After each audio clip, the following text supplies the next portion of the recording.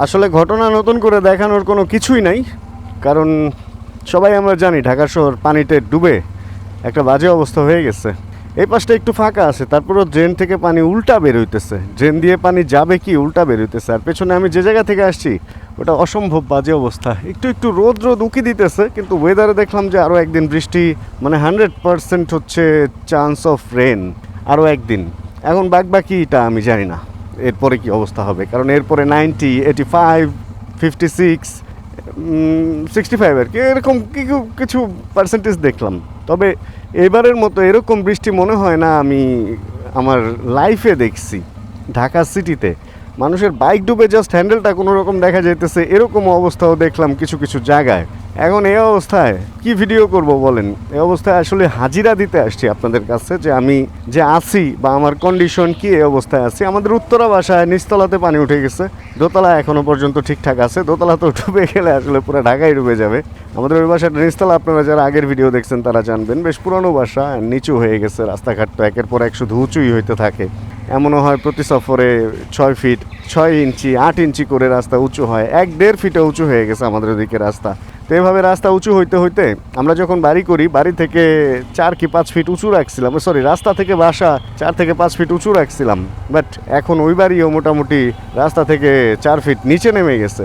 এই হলো অবস্থা, রাস্তা এমনভাবে শুধু উঁচুই করতে থাকে। পয় নিষ্কাশন যে ব্যবস্থা, পানি ট্রান্সফার, পানি পাসের যে ব্যবস্থা, এইটা না করে আমাদের দেশে শুধুমাত্র রাস্তা উঁচু করেই পানি থেকে বাঁচার চেষ্টা করা হয়। আর এটাতে কি হয়, এক সাইডের রাস্তা উঁচু হয় এবং অন্য সাইডের রাস্তা নিচু হয়।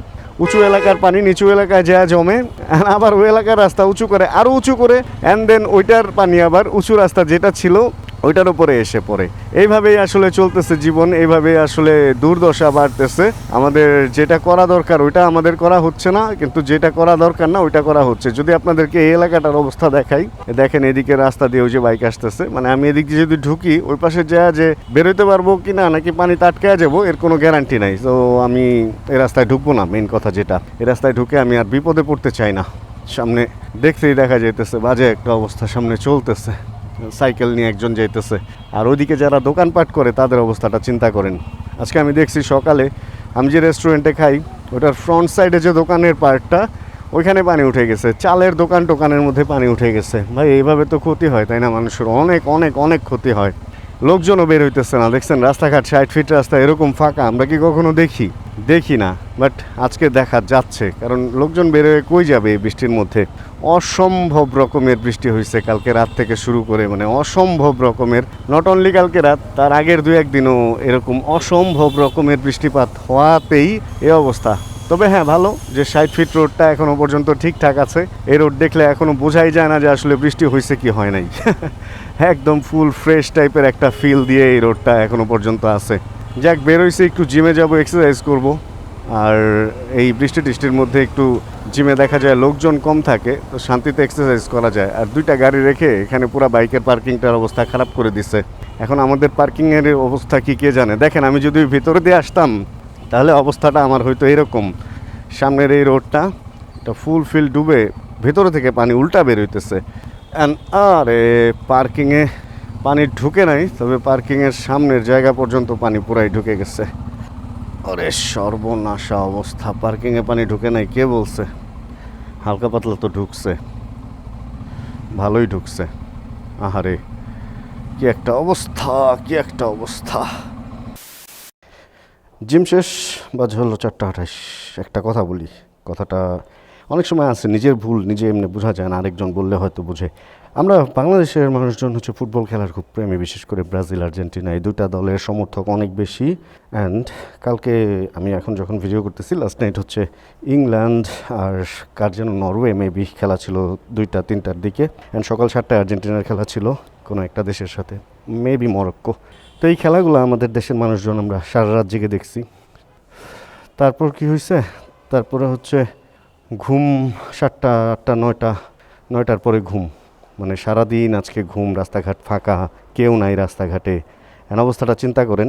ওদিকে নাম যশ খ্যাতি টাকা পয়সা সব মিশিয়ে নিয়ে যেতেছে কামাই করে, তার অভিজ্ঞতা দিয়ে, তার খেলা দিয়ে। আর এদিকে আমরা পুরা দেশটা ঘুমায় আছি, একটা দেশের অর্থনীতি একদিনের জন্য ডাল, মানে শেষ। জাতি হিসেবে কতটুকু বোকা বা কতটুকু মানে মেসি কি বড় ভাই লাগে না বাপ লাগে না কি লাগে, বা অন্য দলের কোনো হাল্যান্ড কি লাগে, কিছু লাগে? যেহেতু কিছু লাগে না সেহেতু একটু মনে হয় নিজের লাইফের দিকে আমাদের একটু মানে মনোযোগ দেওয়া উচিত। নিজের কাজকাম বাদ দিয়ে এভাবে খেলা দেখে ভাই, জাতি হিসেবে আমরা অনেক অলস, আবার বলি যে আমরা অনেক কিছু করে ফেলবো। সম্ভব না এরকম করলে। চলেন বাইকটা বের করে আরও ইম্পর্টেন্ট কথা আছে। ইয়েস, জ্বলে গেছে লাইট, এবার পাওয়ারটাও দিয়ে দিই। শাবাশ, চলো বাইক। এখন যদি হঠাৎ করে আমি বলি যে আমি আজকে বাইক নিয়ে এরকম একটা ম্যানহোলে ঢুকে গেছি, পানির নিচে ম্যানহোল ছিল, অথবা রাস্তার পাশে এরকম কাদা ছিল, ওইখানে আমি স্লিপ করে পড়ে গেছি, তাহলে হয়তো এই ভিডিওটা দেখে আপনারা সতর্ক হয়ে যাবেন যে না, এই জিনিসগুলো করা যাবে না। কিন্তু আমি যদি বলি যে এই ম্যানহোলের ঢাকনা অনেক সময় খোলা থাকে, পানির নিচে দেখা যায় না, আর এই ম্যানহোলের ভিতরে যে কোনো সময় বাইকের চাকা পড়ে যেতে পারে, এজন্য পানির উপরে দিয়ে যখন বাইক চালাবেন তখন স্লো চালাবেন, যাতে একটা চাকা পড়লেও আপনি ব্যালেন্স করতে পারেন। আর স্পিডে থাকলে তো উল্টায় উল্টায় পানিতে পড়বেন, তাই না? হাত পাও ভাঙতে পারে। তো আসলে আমরা আরেকজন বিপদে না পড়া পর্যন্ত তার কথা বিশ্বাস করতে চাই না বা তার কথা শুনতে চাই না। আর আরেকটা জিনিস বলি, এই ধরনের সিচুয়েশনে যখন অল্প বৃষ্টি বা বেশি বৃষ্টি হবে, রাস্তার যাবতীয় ধুলাবালিগুলা সাইডে যাওয়া থাকবে, অ্যান্ড যখন শুকাইতে থাকবে তখন সেই ধুলাবালিগুলার মধ্যে যদি আপনি ব্রেক করেন, যতই এবিএস থাক আর যাই থাক, স্লো চালানো অবস্থায় যখন ব্রেক করবেন তখন কিন্তু এবিএস অ্যাক্টিভ হয় না। পাঁচের নিচে মানে ভাই স্পিড 5-এর নিচে থাকা অবস্থায় যে রাস্তার পাশে যে বালুগুলা থাকে, এই বালুর মধ্যে যদি আপনি ব্রেক করেন সামনের চাকা স্লিপ করবেই।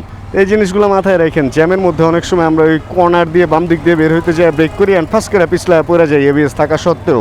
আর যদি এবিএস কাজও করে, ধরেন 10-এর উপরে স্পিড ছিল, আপনি যখন ধরবেন এবিএস ওটা বাড়ি দিতে দিতে যায় এক জায়গায় যায় ধাপ্পাস করে লাগাই দিবে কিন্তু অন্যজনের গাড়িতে বা অন্যজনের কিছুতে। তো এইখানে ফাপড় আছে। এই কারণে বৃষ্টি এবং শীত বা যে কোনো সময় আসলে একটা লিমিটেড স্পিডের মধ্যে থাকা উচিত, যেটা আপনি কন্ট্রোল করতে পারবেন। এই যে দেখছেন রিক্সাটা উল্টা কীভাবে আসছে, তা নাহলে এগুলোর সাথে বাড়ি খেয়ে শেষ হয়ে যেতে পারেন। আর দেখেন রাস্তায় এই জায়গাটা যতটুকুই ক্লিয়ার, ওই দিকটা কিন্তু ততটুকুই ময়লা, কারণ হচ্ছে সব ময়লাগুলো ধুয়ে ওইদিকে যেয়ে পড়ছে। আর বিকেল হওয়া শুরু হয়েছে মোটামুটি। ওই যে যারা অ্যাডিক্টেড, সারা রাত খেলা নিয়ে নেশা করছে, তাদের ঘুম ভাঙ্গার সময় হয়ে গেছে।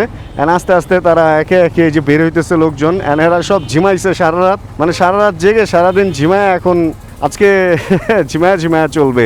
এক একজনের স্পিড অ্যান্ড চালানোর স্টাইলেই বোঝা যেতেছে কি অবস্থা। খেলা দেখা বা এগুলার বিরুদ্ধে আমি না, কিন্তু ভাই খেলা সব কিছুর তো একটা লিমিট আছে, তাই না? আপনি রাত 2টার সময় একটা দেখবেন, সকাল 7টায় দেখবেন, আবার মানে ঘুমের টাইমটা তো আপনার ঠিক রাখতে হবে। তো আসলে নিয়ত গুণে বরকত, এবং যার যার কর্মফল সেই পাবে। যে যেভাবে চলবে তার বডি তাকে ওইভাবেই সাপোর্ট দিবে। আজকে জোয়ানকালে আপনি হয়তো বুঝবেন না, বাট যখন একটু বয়স হবে তখন এইগুলার ফলগুলো আপনাকেই ভোগ করতে হবে।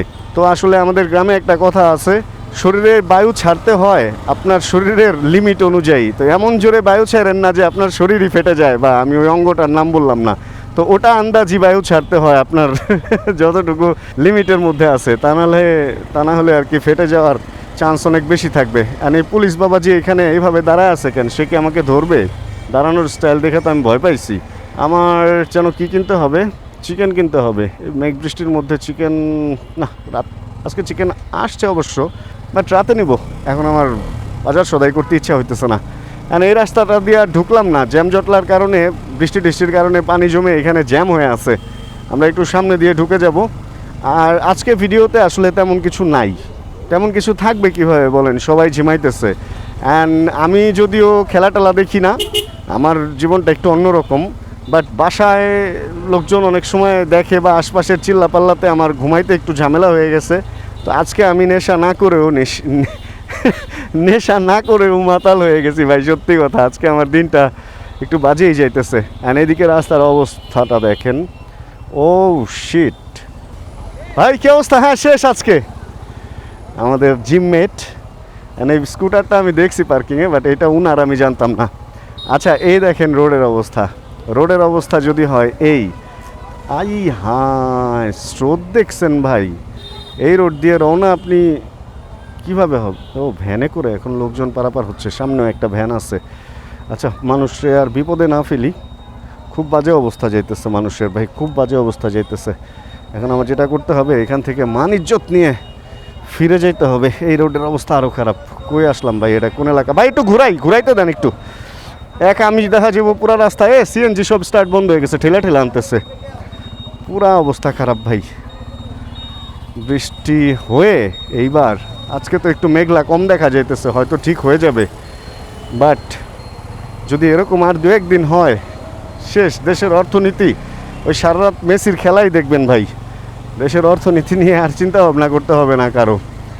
কি বলবো আর, যার চিন্তা করার সেই তো করে না। যাক, আজকে তাহলে আমরা ভিডিও থেকে বিদায় নিয়ে নেই। হোপ প্র্যাকটিস ভিডিওটা আপনাদের ভালো লাগছে। যদি ইন্টারেস্টিং মনে হয় তাহলে চ্যানেল সাবস্ক্রাইব করে ভিডিওতে একটা লাইক দিয়ে দিতে পারেন। আর দেখা হবে তাহলে সামনে আবার কোনো নতুন ভিডিওতে। অ্যান্ড যতক্ষণ পরবর্তী ভিডিও নিয়ে আবার আমি না আসতেছি, ততক্ষণ ইনশাআল্লাহ আমরা থাকবো ভালো, আমরা থাকবো সুস্থ এবং করতে থাকবো চিল ইনশাআল্লাহ। আজকে মাছ বাজার এখনো পর্যন্ত ক্লোজ হয় নাই, সময় হচ্ছে 4:35। ওরে ওয়াও, ইয়ে, chill bro. Check the mic and make sure it sound right, boys.